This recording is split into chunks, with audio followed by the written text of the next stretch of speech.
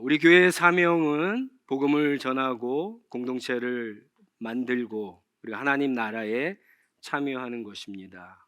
복음을 전하기 위해서는 복음을 확실히 알아야 되고 믿어야 됩니다. 그래서 우리 2024년도에는 복음에 좀 집중했으면 좋겠습니다.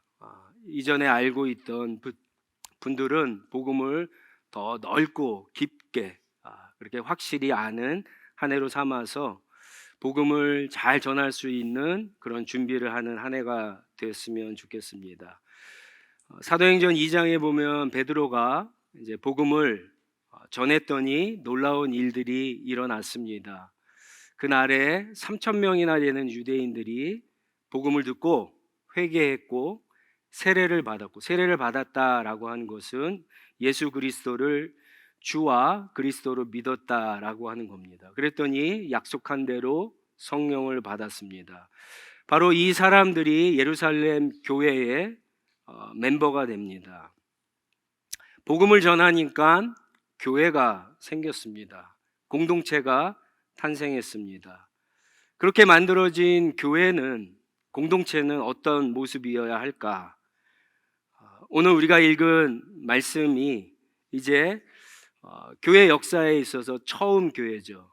예루살렘 교회의 모습을 설명하고 있는데 42절 말씀이 이제 그 요약이고요. 그리고 42절 말씀을 43절부터 47절까지 풀어서 설명하고 있습니다. 42절 말씀을 보시면 예루살렘 교회는 네 가지에 집중하는 교회입니다. 제자 훈련을 받으신 분들은 제가 강조했던 네 가지를 기억하시면 됩니다. 자, 그러나 오늘 본문 말씀대로 한번 말씀을 좀 나누도록 하겠습니다. 첫 번째는 42절에 보니까 예루살렘 교회는 사도들의 가르침에 힘쓰는 교회였고요. 또 서로 사귀는 일에 힘쓰는 교회였고, 떡을 떼는 일, 그리고 기도에 힘쓰는 교회였습니다. 가르침, 말씀, 사귀는 일, 코이노니아, 교제, 그리고 떡을 떼는 일. 이게 어디서 하죠? 공동체, 씨앗 안에서 하는 거고요. 마지막이 기도입니다. 무엇보다도 예루살렘 교회는 기도에 힘쓰는 교회였습니다. 자, 기도 그러니까 좀 이렇게 가닥이 좀 안 잡힐 수도 있는데, 이 본문 말씀에서는 사실은 이 기도 앞에 복수형의 정관사가 붙습니다. 그래서 정확하게 설명하면은 그 기도들이 됩니다. 그 기도들에 힘썼다라고 하는 겁니다. 쉽게 얘기하면 여러분, 우리가 기도할 때 기도에 여러 가지 형태와 모양들이 있습니다. 개인 기도도 있고, 두세 사람이 모여 짝기도도 할 수 있고, 중보기도도 할 수 있고, 이렇게 공적인 기도도 있고, 많이 모여서 기도 집회도 할 수 있습니다. 그리고 기도합시다 그러면 여러분 가운데는 막 나는 중얼중얼해서 기도하면 안 돼, 그래서 큰 소리로 기도하시는 분도 있고, 또 자기에만 들릴 수 있도록 작은 소리로 기도하시는 분들도 있고, 나는 깊이 이렇게 묵상하면서 기도하겠다, 그러니까 묵상으로 이렇게 기도하시는 분도 있는데, 이런 모든 것들을 다 기도드리다라고 이렇게 이야기하는 겁니다. 그러니까 예루살렘 교회는요, 어떤 한 가지 방식이 아니라 여러 가지 다양한 방식의 기도들을 드렸던, 힘썼던 교회다라고 하는 겁니다. 자, 그런데 그 기도가 과연 무엇일까? 그 기도가, 그라고 하는 것은 앞에 나왔던 기도죠. 근데 이 본문 말씀이 있기 전에 사도행전 1장을 보시고 2장 앞부분을 보시면은 기도에 대한 부분이 사실은 딱 한 군데밖에 나오지 않습니다. 예수님께서 승천하시기 전에 제자들에게 뭐라고 했죠? 너희는 예루살렘에 기다려서 성령이 오기까지 기도하라 그랬더니, 제자들이 모여서 마가의 집에 모여서 120명이 하나님 앞에 간절하게 기도합니다. 1장 14절에 나오죠. 예루살렘 교회가 그 기도에 힘썼다라고 하는 거예요. 그 지금 예루살렘 교회가 몇 명입니까? 몇 명? 3,120명. 3,120명. 근데 놀라운 사실은요, 우리는 이런 고정관념이 있어요. 기도를 할 때 나 혼자가 잘하고 많이 모이면은 기도가 어수선해질 수 있다 생각할 수 있는데, 놀랍게도요, 120명이 기도할 때도 기도에 전념했을 뿐만 아니라 지금 3,120명이 모여서 하나님 앞에 기도하는데 기도에 전심으로 힘쓰는 교회가 예루살렘 교회였다라고 하는 거예요. 여러분, 도전이 되지 않습니까? 우리 교회가 이제 뭐 100여 명 남짓한데 우리 교회도 기도에 힘쓸 수 있고 기도의 능력이 나타날 수 있다는 거예요. 저와 여러분들이 어느 것보다도 사실은 기도에 힘써야 됩니다. 개인 신앙을 위해서도 그렇고 우리가 같이 모였을 때도 기도하는 공동체가 돼야 됩니다. 오늘날 교회들이 모여서 여러 가지 운동을 합니다. 취미 생활도 해요. 어떤 교회들 보니까 이렇게 모여갖고 이렇게 뭐 만들기도 하고 또 이렇게 여자분들 이렇게 뜨개질도 하고 여러 가지 취미 생활도 하고 좋습니다. 그런데 다 좋은데 기도를 하지 않고 취미 생활하는 것은 성경적이지 않습니다. 운동하는 것은 성경적이 않아요. 그러면 이렇게 생각할 수 있겠죠.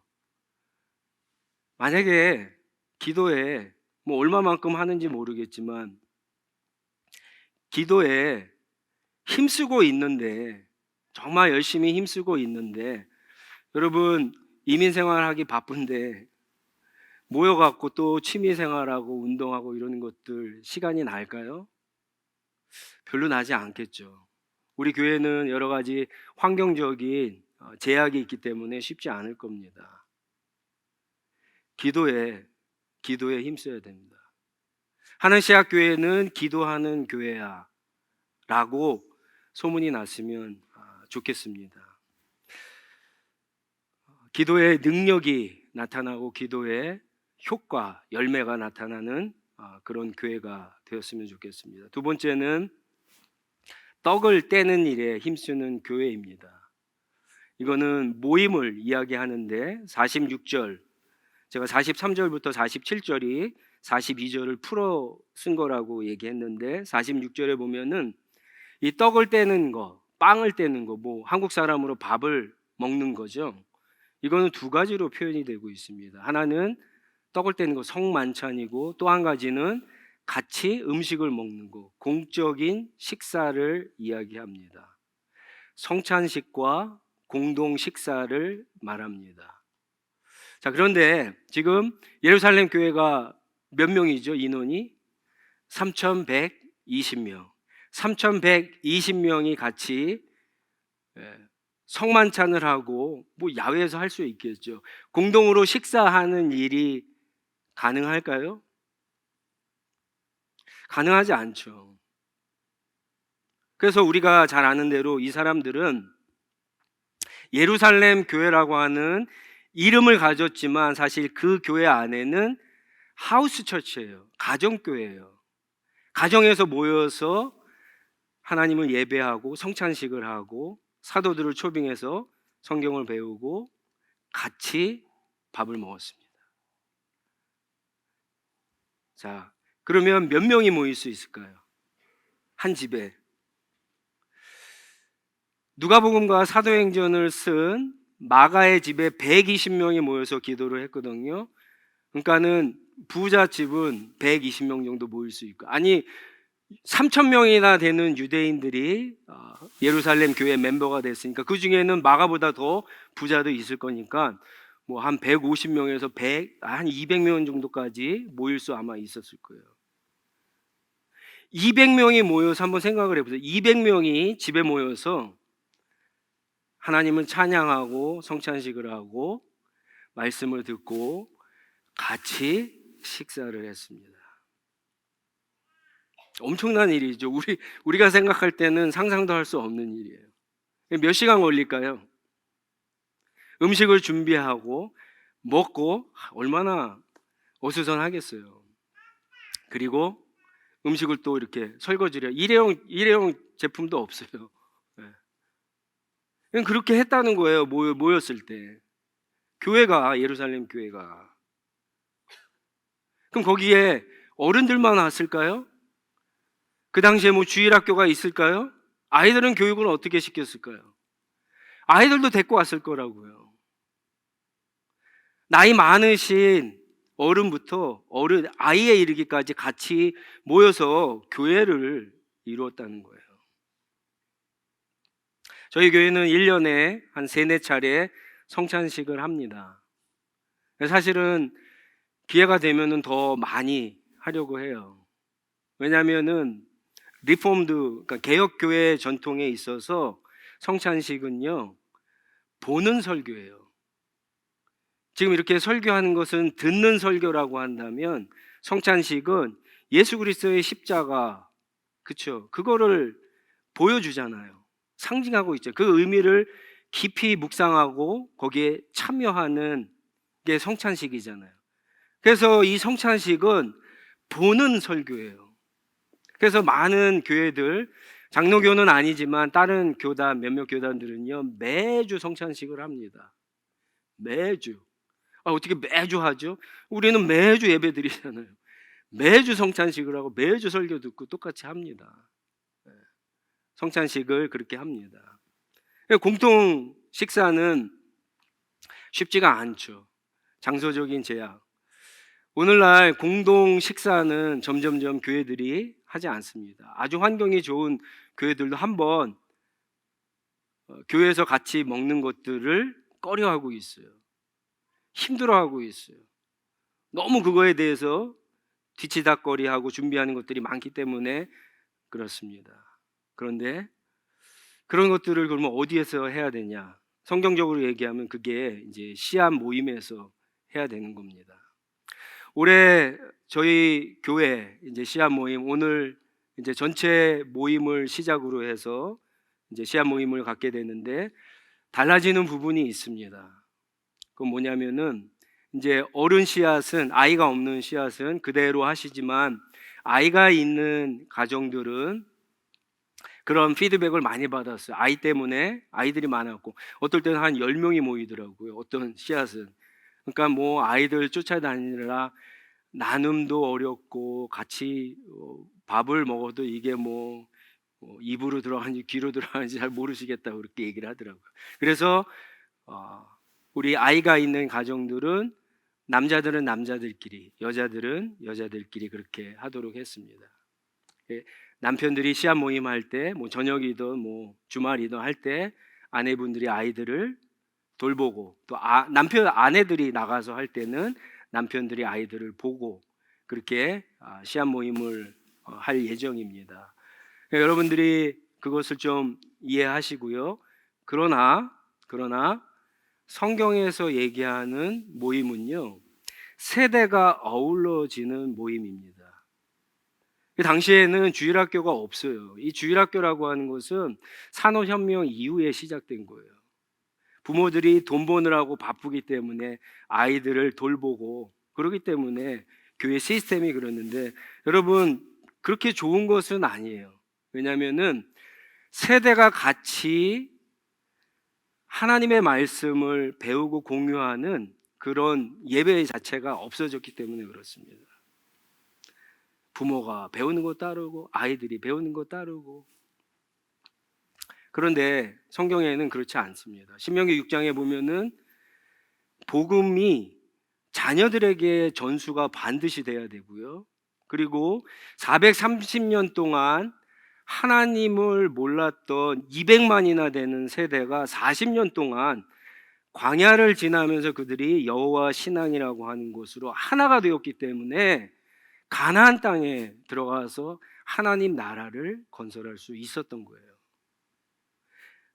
흩트는 게 아니라 사실은 점점 모아야 되는 겁니다. 많은 분들이 어려워하는 게 그런 거잖아요. 아이들을 집에서 신앙교육하는 게 어렵다. 교회가 다 해줬으면 좋겠다 그러는데, 시합 모임은 굉장히 좋은 교육의 장소가 됩니다. 여러분, 우리가 성경이 그렇게 이야기하잖아요. 교회는 하나님의 가족이다. 그러니까는 우리 교회 안에 있는 자녀들은 우리의 자녀들이에요.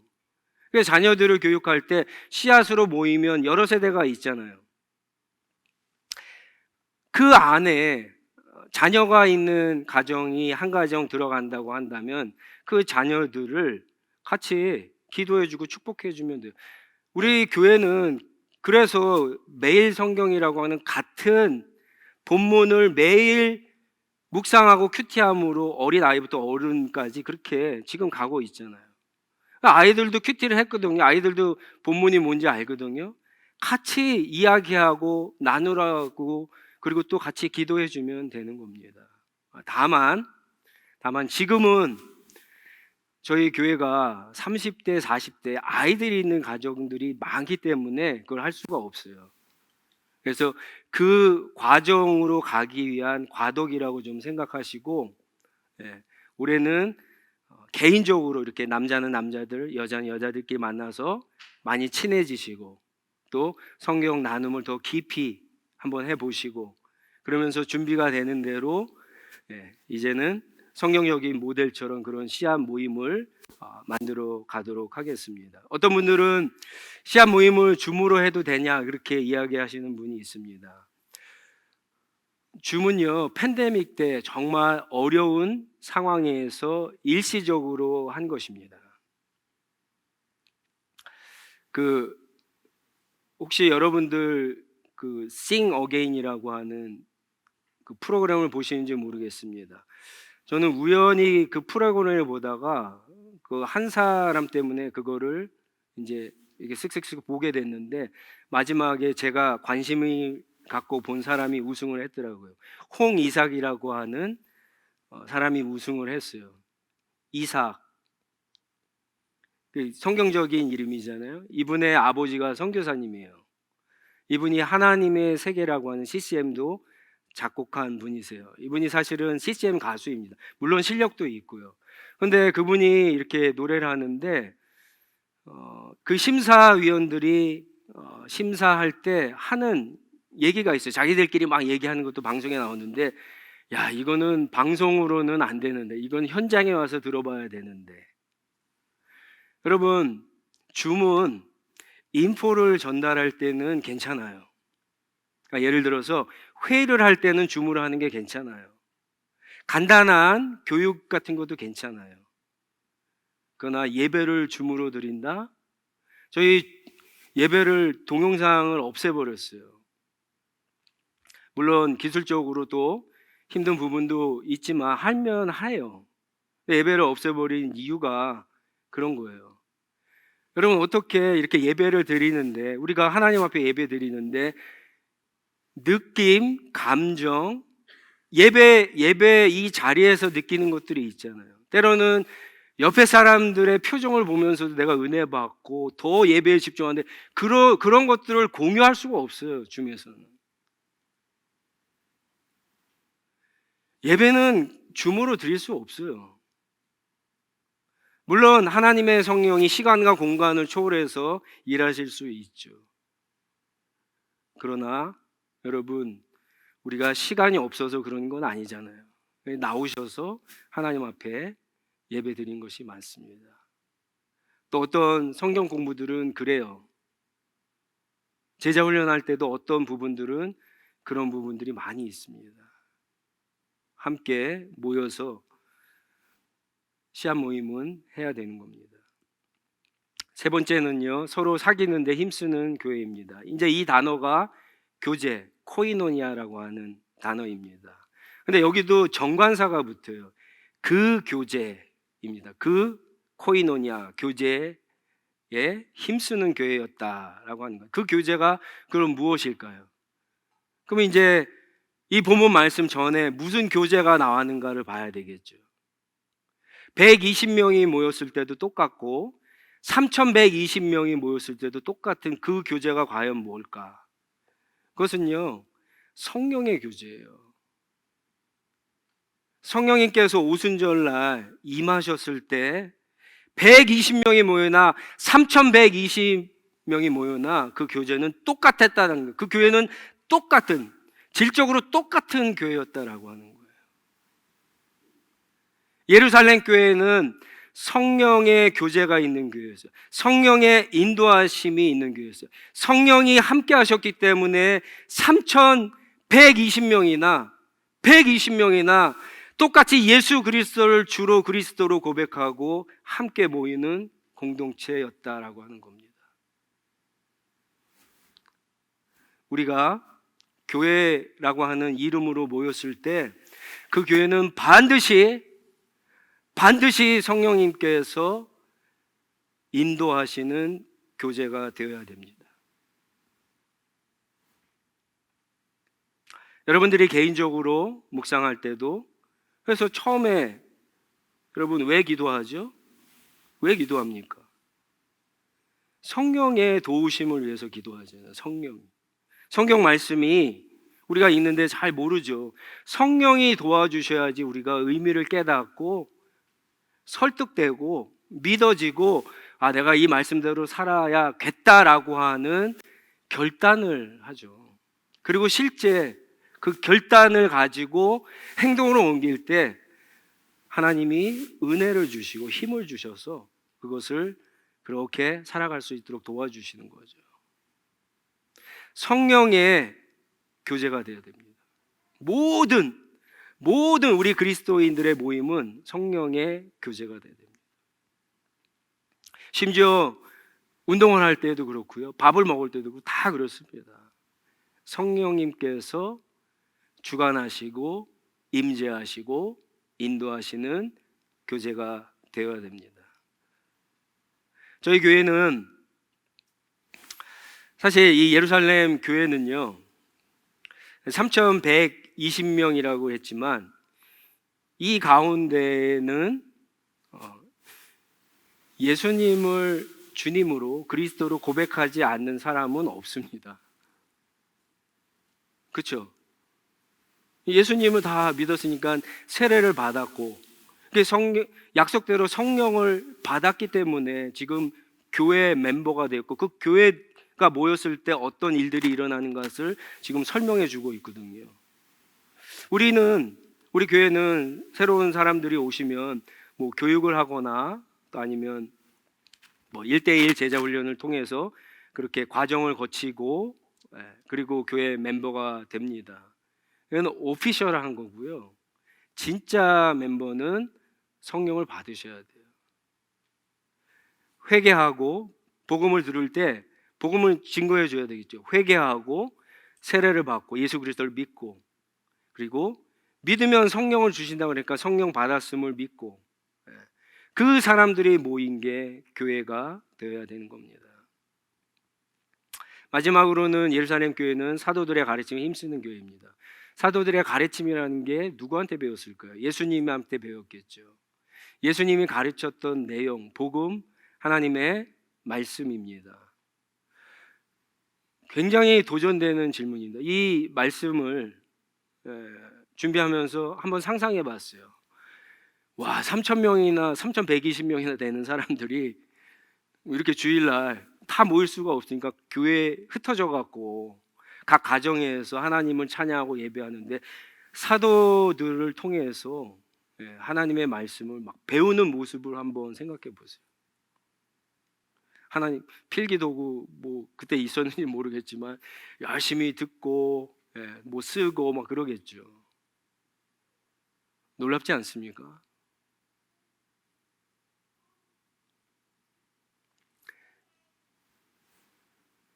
사도행전을 여러분 이제 쭉 읽어보시면 예루살렘 교회만 그런 게 아니에요. 13장과 15장에 나오는 안디옥 교회도 그렇고요, 여러분들이 잘 아시는 18장에 나오는 고린도 교회도 그랬고 20장에 나오는 에베소 교회도 그렇습니다. 두란노 여러분들 잘 아시죠? 2년 동안 하나님의 말씀을 집중해서 공부하게 됩니다. 왜 공부할까요? 왜 공부할까요? 복음을 전하기 위해서죠. 예수님의 명령이 그러니까. 예수님이 내 교회를 세우겠다라고 하시고 그 교회에게 주신 가장 큰 명령이 뭡니까? 모든 민족으로 제자를 삼으라고 하는 복음 전도 명령이잖아요. 복음을 잘 모르는데 어떻게 전해요? 어쩌면 여러분들 가운데 복음을 전하지 못하는 분들 가운데 아마 그 이유 때문에 전하지 못하는 분들이 있어요. 복음을 전하려고 했더니 나도 잘 몰라. 이건지 저건지 헷갈려. 정리가 안 됐어. 내 말로 설명하기 어려워. 그래서 전하시지 못하는 분들도 아마 계실 겁니다. 확실히 알아야지, 확실히 내가 믿어야지, 그래야 전할 수 있는 거예요. 하다못해 책을 파는 책장수도 다 읽어보고 팔죠. 하물며 거룩하신 예수 그리스도, 우리의 영원한 생명과 직결된 그분을 소개하는데 그분에 대해서 잘 모르고 그분을 믿지도 않으면서 어떻게 전할 수 있겠어요? 또 한 가지는 왜 복음을 확실히 알아야 되는가? 그거는 하나님의 뜻대로 믿음대로 살려고 하는 거죠. 아니, 성경에 하나님의 뜻이 다 있는데 하나님 뜻대로 살겠습니다. 그런 성경은 안 읽어요. 그런데 어떻게 하나님의 뜻대로 살 수 있어요? 맨날 하나님 제가 정말 믿음으로 살기 원하는데 근데 성경은 안 읽어요. 여러분 잘 한번 생각해 보세요. 여러분들이 어떤 일을 직면했을 때 내가 여태까지 일을 처리하던 어떤 경험, 방식, 세상적인 지식이 있는데 그것을 다 내려놓고 믿음으로 살기 위해선 뭐가 근거가 돼야 됩니까? 뭐가 근거가 돼요? 여러분이 어떤 한순간에 내가 믿음으로 정말 그렇게 살아야지라고 하는 그 결단이 어디에서 나와요? 그건 말씀에서 나오는 거예요. 말씀에서.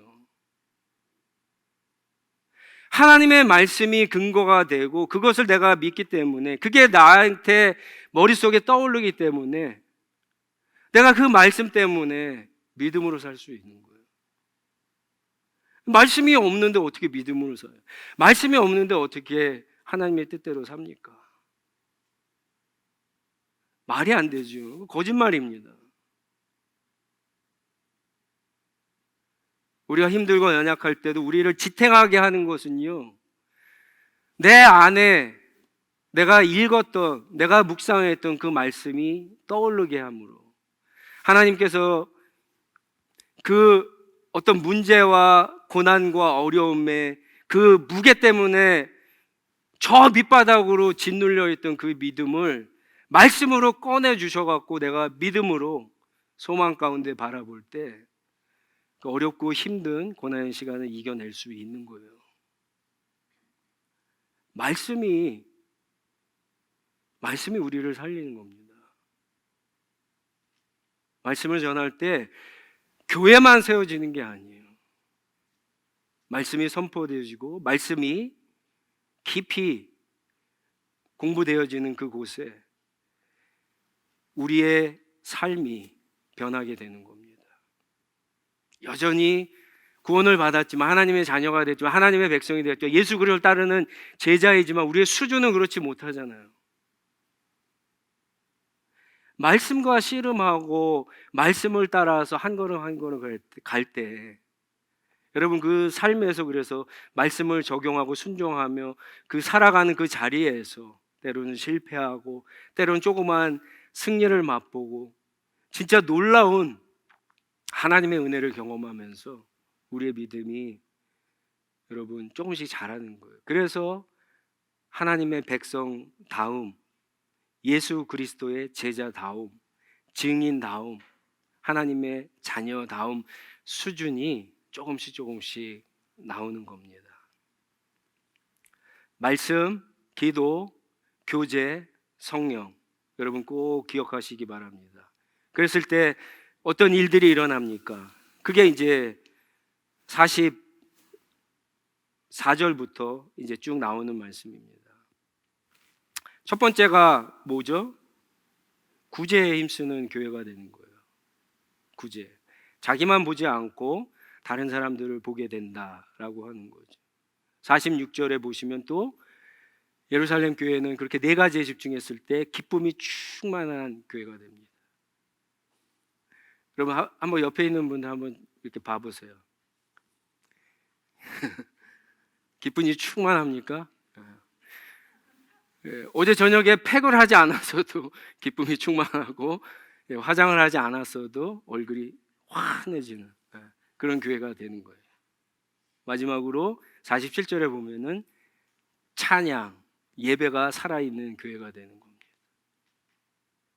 그래서 우리끼리는 야 이게 좋다, 예배 드리고 성경 공부 좋다, 이게 아니라 그 47절에 보면 또 무슨 말이 있습니까? 모든 사람에게 호감을 샀다 그러죠. 모든 사람에게 칭찬을 받았다. 모든 사람들이 주목했다, 관심을 가졌다, 시선을 끌었다라고 하는 거예요. 그런 교회가 된다라고 하는 겁니다. 우리가 이렇게 예배드리는 이것을 통해서 하나님의 은혜가 우리의 삶으로 흘러 넘친다라고 하는 거예요. 그런 말이 있죠. 신자는, 그리스도인들은 성경을 읽고 변하지만 불신자들은 신자들의 삶을 보고 변한다라는 말이 있습니다. 그렇죠. 오늘날 시대가 그렇죠. 많은 사람들이 교회까지는 안 오지만 그 사람들과 맨날 부딪히는 우리의 삶을 보고 나도 예수님 한번 믿어볼까? 교회 한번 가볼까? 그런 생각을 갖는 거죠. 교회가, 예루살렘 교회가 그런 교회였다는 거예요. 그러니까 교회는 주일날에만 교회가 아니라 주중에도 더 교회다움이 드러나는 겁니다. 말씀, 기도, 교제, 성령에 집중함으로 우리 하늘시학교회도 주일날 빛나는 교회가 아니라 주중에 우리의 삶 가운데 하나님이 기뻐하시고 빛나는 그런 교회가 되기를 주님의 이름으로 축원합니다.